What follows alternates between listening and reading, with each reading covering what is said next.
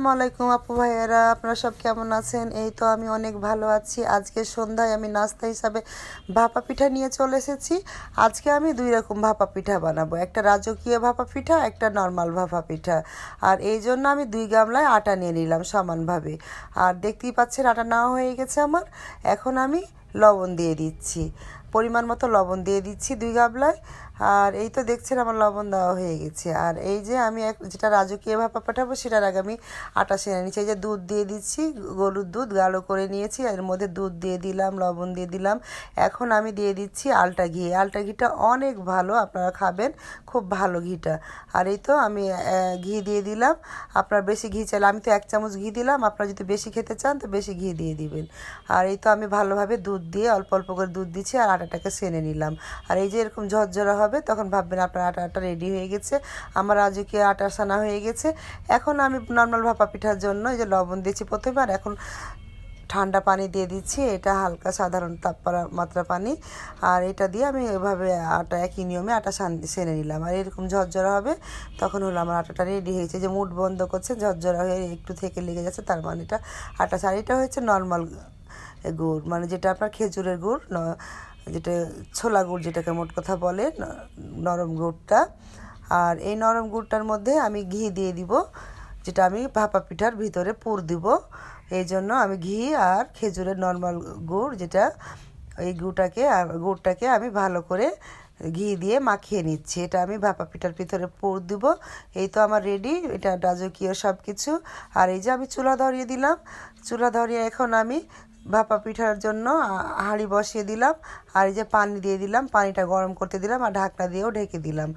আর এইদিকে আমি দেখেন সব কিছু রেডি করে নিচ্ছি। আর এই যে প্রথমে আমি বানাবো নর্মাল পিঠাটা।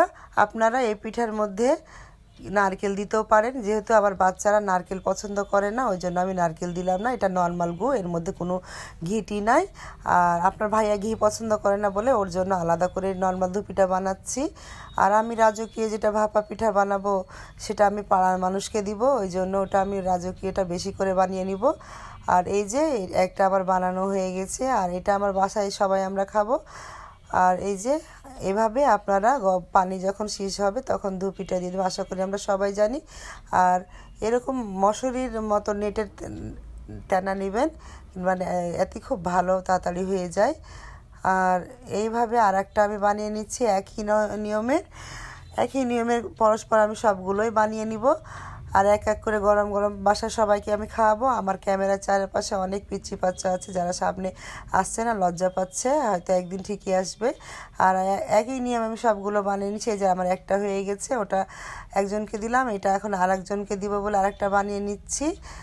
এই যে দেখেন আমার আরেকটা হয়ে গেল। আর এরকম নেটের কাপড়ে বানালে খুব তাড়াতাড়ি হয়ে যায়। আর এমনি সুতি কাপড়ে চাইতে দেখবেন এই ধরনের নেটের কাপড়ে, মশারিযুক্ত মতন কাপড়ে তাড়াতাড়ি হয়ে যায়, ভাবটা সরাসরি লাগে। আর এই যে আমার আরেকটা হয়ে যাচ্ছে বলে আমি আরেকটাও রেডি করে নিচ্ছি। একের পর এক রেডি করতেই থাকছে, সবাইকে আমি দিতে থাকছি। আর আমার তো ভাপা পিঠা আমার বাড়ির বাচ্চা কাচ্চা সবার পছন্দ। আর শীতের দিনে এই যে আমার পিচ্চি ক্যামেরাম্যান দ্বিতীয়টা খাচ্ছে, ভেঙে নিচ্ছে, দেখেন কি সুন্দর গরম গরম ধুপির মধ্যে, যেটা ধুপিও বলি আমরা, ভাপা পিঠাও বলি। আর এই যে এটা আপনাদের ভাইয়াকে দিয়ে পাঠাবো, ওই জন্য দিয়ে দিচ্ছি বাটির মধ্যে। আর এই যে আমি একই নিয়মে আর একটা বসিয়ে নিব। আর এখন আমি বানাবো রাজকীয় ভাপা পিঠা। যেহেতু আমাদের বাসায় সদস্য কম, 3টা সদস্য, 3টা ধুপি হয়ে গেছে, এক একটা করে খাচ্ছে, পরে তারা আবার রাজকীয়টা খাবে বলে আর খাবে না, ওই জন্য আমি রাজকীয়টা শুরু করে দিলাম। যেহেতু পাড়ায় সবাইকে পাঠাবো, সন্ধ্যা হয়ে আসছে, এই জন্য প্রথমে আমি আটা দিলাম, তারপর আমি ঘি আর গুড় মাখা এটা দিয়ে দিলাম পুরটা। এবার আমি একই নিয়মে এগুলোও বানিয়ে নিব। আশা করি আপনাদের সবার ভালো লাগবে এই পিঠাটা। আপনারা বাসায় একবার এই ধরনের পিঠাটা, রাজকীয় ভাপা পিঠাটা বানিয়ে খাবেন, খুব ভালো লাগে। আর এরকম করে বানাবেন আর গরম গরম খাবেন, কারণ ভাপা পিঠা ঠান্ডা ভালো লাগে না। আর বিশেষ করে এই রাজকীয় ভাপা পিঠাটা তো ঠান্ডা মোটেই ভালো লাগে না, কারণ গরম গরম খেলে কী হয় আপু ভাইয়েরা, এই যে ঘি দুধ দেওয়া আছে, এটার ঘ্রাণ স্বাদ একটা অন্যরকম মজা লাগে, যা ঠান্ডাতে মজা লাগে না। আর একই নিয়মে আমি পরস্পর সব বানাবো আর এগুলো আমি জমাবো। আমি এগুলো কাউকে খেতে দিব না, পরে সবাইকে দিব। আর এই যে আমি বানাচ্ছি, এত সুন্দর ঘ্রাণ আসছে, আমার তো খুবই ভালো লাগছে। প্রতিটা ভাপে পুরো আমার রান্নাঘর ঘি দুধে মোমো করছে সেন্টে। আর একই নিয়মে পরস্পর আমি সবগুলোই বানিয়ে নিচ্ছি। আর আপনারাও এভাবে বানিয়ে খাবেন। আর হয়তো আপনারা আমার ভিডিও দেখেন, দেখতে দেখতে আমাকে একটা লাইক কমেন্ট সাবস্ক্রাইব করতে ভুলে যান। অবশ্যই একটা করবেন, কারণ আমরা খুব কষ্ট করে ভিডিও বানাই। আর আপনারা যদি পাশে না থাকেন আমি হয়তো দাঁড়াতে পারবো না। আর আপনাদেরই হেল্পের খুব দরকার। অবশ্যই আপনারা আমাকে একটা লাইক কমেন্ট শেয়ার এবং সাবস্ক্রাইব করবেন। আর একই নিয়মে আমি সবগুলোই বানিয়ে নিচ্ছি, দেখতে পাচ্ছেন। আর আপনারাও একবার বাসায় বানিয়ে খাবেন, খুব ভালো লাগবে। এই যে আমার আবারও হয়ে গেছে। আর এই যেভাবে আমি খুলছি, পুরা না খেয়ে আমার ঘ্রাণটা আসছে, আমার তো খুব ভালো লাগছে। আর একের পর এক আমার পিঠা হয়ে যাচ্ছে। ভাপা পিঠা বানাতে খুব ভালো লাগে আমার, শুধু পানি গরম হয়ে গেলে একের পর এক হতে থাকে।